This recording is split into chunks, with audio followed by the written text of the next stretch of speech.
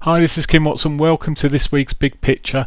So, looking at the key events for the week ahead, the fundamentals as they stand at the moment to get a bit of a drift, and looking at the big money, what the big money is doing. I've also I clicked on looking at what the retail traders are doing, which is probably no surprise. However, they may be right for a moment, or at least a short time. So, let's start looking. What I'm going to do is just look at the picture overall, and then we'll just have a quick look at some technical analysis to finish off with. I'm not going to flick backwards and forwards. I'm just going to literally take it from this page here. Now, a thing to take into account, I'm looking initially individually at these currencies. I'm not looking at them in relation to another currency until we get down this end and we look at the trend. And what I'm basically looking at is the dollar index as a basket of currencies, but all else, the euro against the dollar, pound dollar, dollar yen, Aussie dollar, etc. But you could be looking at, if you're looking at cross pairs, which I know a number of people trade, you could be looking at the strongest ones and the weakest ones fundamentally, technically, of course, and look at where the sentiment's moving, and possibly, if you were, for example, if you thought the Aussie dollar looked quite healthy and you're negative on the euro, look at the analysis from what we're seeing here. You might change your mind when you see the analysis, but I was just using that as a funny old example. There we go. So you can be using the analysis in that term. I'm looking at the end here, as I say. I'm just looking at the trend with the majors against the US dollar. So no further to do. Looking at the US dollar initially, we've got the Fed meeting this week, so we'll see whether things are going to get any more dovish.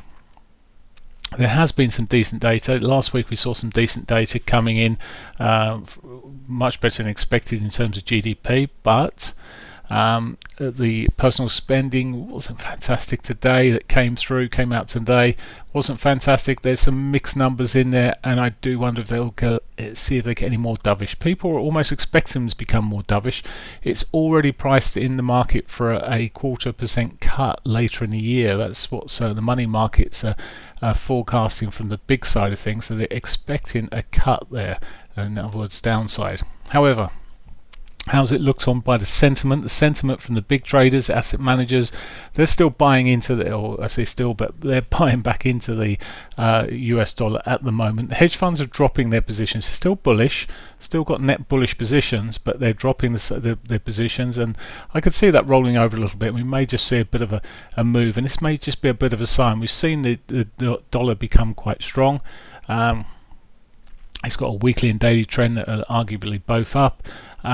It's all looking quite strong at the moment, right? But the only thing I would say on that note is that everyone's looking for some sort of weakness with the US dollar. But I would say that might get marginal weakness here, may get a bit of action at some point. But these other currencies are in a much worse position, so just bear that in mind.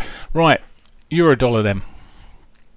The euro dollar, they're looking for ways of stimulating or simulating, probably both, the economy for the central bank. It's not looking particularly bullish from them at all. Asset managers are started reducing their holdings of long positions, and the hedge funds, well, they're a bit flat on the negative positions, but they're still sort of sitting there. Net flat. Overall position is a net long position between the two, but technically we're looking against the dollar, we're looking at in a downward trend. I put a little arrow to the upside there because we could be just seeing, as I said, a bit of an oversell on the euro's front at the moment. We may see a bit more of a retrace. I'll talk about that in a moment. The pound fundamentally, it's probably one of the stronger pairings. Okay, GDP is not as good as US, but on a lot of other measures, its growth figures are looking better. But of course, the Brexit situation doesn't help things there necessarily from a investor's point of view. Asset managers getting a bit more bearish on it, only slightly, not massively. Hedge funds, however, are seeing this as possibly, have seen this as a bit of an opportunity, and they're quite bullish. Fundamentally, this week we've got inflation coming out. 1st of May, we've got the manufacturing PMI. Inflation coming out, MPC minutes and votes on the 2nd, services on the 3rd. So there's plenty to be coming out there this week. There's not expecting that the meeting would change anything there, so that's expected to be firm. Maybe if Brexit was to be positive, there may be comments in there suggesting a continuation of the tightening, so it's something to watch out for. Technically, weekly and daily trends are in a downward trend at the moment. Looking then at the dollar yen, ruled out any increases, and it looks like it's how they can again stimulate the economy there to create more inflation, etc. The asset money hedge fund are both coming out. There's no major data this week. In fact, it's closed for the week effectively. We've got a 10-day holiday with Japan now, major holiday, and the yen could just be sold whilst it's away maybe. Technically it's in an upward trend on the weekly basis, a bit messy on the dailies at the moment, but that could change. Aussie dollar.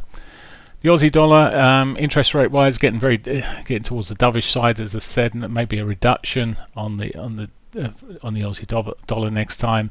Asset managers have been selling or buying short positions into short positions. But hedge funds are just switching over a little bit here, maybe potentially towards a switch here. Only news we got out this week is building approvals, but technically it's been quite a decent weekly and daily downtrend. However, I might even put a little green ticket to the upside here as well. This may change a little bit. Canadian dollar, well, the central bank taking a more dovish tone there, certainly. We had, I missed last week because we were it was a bank holiday Monday, but it switched negatively from the asset managers point of view, suggesting a trend is down or weak for the Canadian dollar technically. Now we're seeing that against the US dollar here. It's been moving to the upside, and the hedge funds themselves say, well, still negative, little change in that, but still negative there, quite a bit negative. They've got CPI and core retail sales out this week, so as for the Canadian dollar, they could be both movers. New Zealand dollar, we saw around about 3 weeks ago this turned negative, and we've seen a really quite a negative New Zealand dollar over those 3 weeks, or the past 2 weeks, leaving into late last week, and it just sort of maybe turned around a little bit quicker. The hedge funds have, as you can see here, just turned bullish, and they're not long-term bullish here. So hedge funds, these guys are a little bit more quicker in their movements, with the exception of being for the S&Ps, which they're not so quick, and I assume they must just be hedging because crikey, they're big time negative on here. Against something that's in a strong trend both daily and weekly, or a reasonable trend, should I say daily, but certainly in a strong trend. That said, asset managers have started unloading a little bit on their long positions, so they're just starting, maybe just a start of something, we'll see, but it is only 1 week. So that's how we set up on a fundamental basis, with plenty of data coming out this week with the Fed meeting, non-farms on Friday. There's plenty of things to stir the US dollar. As I said in the first place, people are almost looking for dollar weakness signs to sell the dollar because it's gained strength. However, these other markets, well, any gains could be taken back quite quickly. Right, let's have a quick look at the technicals here, just on a weekly daily basis, and you can see with the euro, that's a daily. Let's just go. Sorry, it's a weekly, but I've just switched the market to a daily. That was because I was so busy doing something else earlier. Let's just have a look at that on the weekly. We're looking at someone's chart trend lines, that's why. Okay, So what we've got here, bearish pivot swing there. If we was to sell off more, well, I'm just still looking for further downside, maybe to support around the 110 area, 109 potential with the lows there. However, noticed on Friday that bar that we put in on Friday, it sold off, didn't make a, although the data from the US was pretty strong, it bounced straight away and got in fact the euro got bought into, and I do wonder, well, it's okay, it may be a bit of selling on the news for the US dollar here. And it's pushed up again today. It looked at one stage quite weak, but it's pushed up at the moment, and we could see, I mean, it's above its daily pivot, but we could see it run up towards maybe its 8 or 21 moving averages. I will be looking to sell into any sort of half decent moves back, at least probably to the 21 I'd prefer, but I'll judge that tomorrow. But for in the which, because it may be tomorrow it runs it towards that daily 8, but I'd really prefer to sell back in towards that 21 area and look at that sort of region for selling into. Maybe back into the 50 if it gets there, but we'll just see, watch the price action around that level. Right, that's the euro, the pound technically. Then let's quickly run through this, and as you see, getting quite bearish on a weekly point of view. It's never really picked up massively bullish. Certainly weak here. Yes, Friday picked up a little bit, didn't put a new low in, it made its low on Thursday, pitched up to the daily pivot today. It's sluggish again. It's, well, say sluggish, it moved into its daily 8 here. If it can push through that into towards the 21 again, it might be a sell point. Thing with the pound this week, well, we have got the meeting on Thursday, but aside of that, there is potential Brexit chitter chatter going on, which could affect it either way quite strongly. Yen, as I said, I'm looking on bullish side of this. The dollar yen, that is, looking bullish dollar on this. Even if the others sell off, this yen is a weak one. It's holiday season. Perhaps it may just go sideways for the rest of the week, this week as well.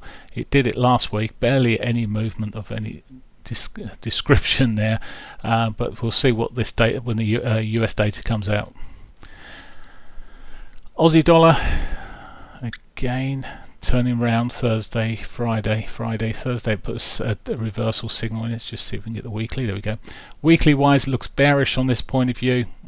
Big again pivot swing sitting there. Break of last week's lows would maybe see us come back down towards 68. Could still happen even if we see some rallies in the near term. And we're seeing a little bit of one at the moment. As I say, it turned around Thursday, Friday pushed up a little bit, and today we've seen it come into its weekly pivot again, maybe pushing towards the 8 or the 21 there. It would have been probably only a matter of time before Trump shouted about the strong US dollar anyway, so maybe traders are getting ahead of it. Canadian dollar has softened. It's been pushing up again. US dollar stroke CAD looks like a weak candidate. Yes, it might have a bit of more of a retrace here again, back to its 8 or 21, but overall I would expect further upside for the US dollar against the CAD here, but it's just a matter of when. Now that did roll over a day early. The higher oil prices overall may have been helping it to a degree to come down, but either way, I expect more upside there eventually. New Zealand dollar, I mentioned. Give it a quick look at the New Zealand dollar. It did find some support into some near-term lows there last week, and it sort of bounced off that sort of territory. As I said, this one came up on the Thursday as well, a bit like the Aussie there, and it's pushed up since. Where to? Well, again, looking at daily 21, maybe it's already through its 8, maybe back to 21, maybe even back towards that 200. But longer term, I still see it as a weaker pairing, the New Zealand dollar is the weaker of the pairing, I should say. Doesn't matter what happens, fundamentally it's in a more weaker state. And finally, the S&Ps.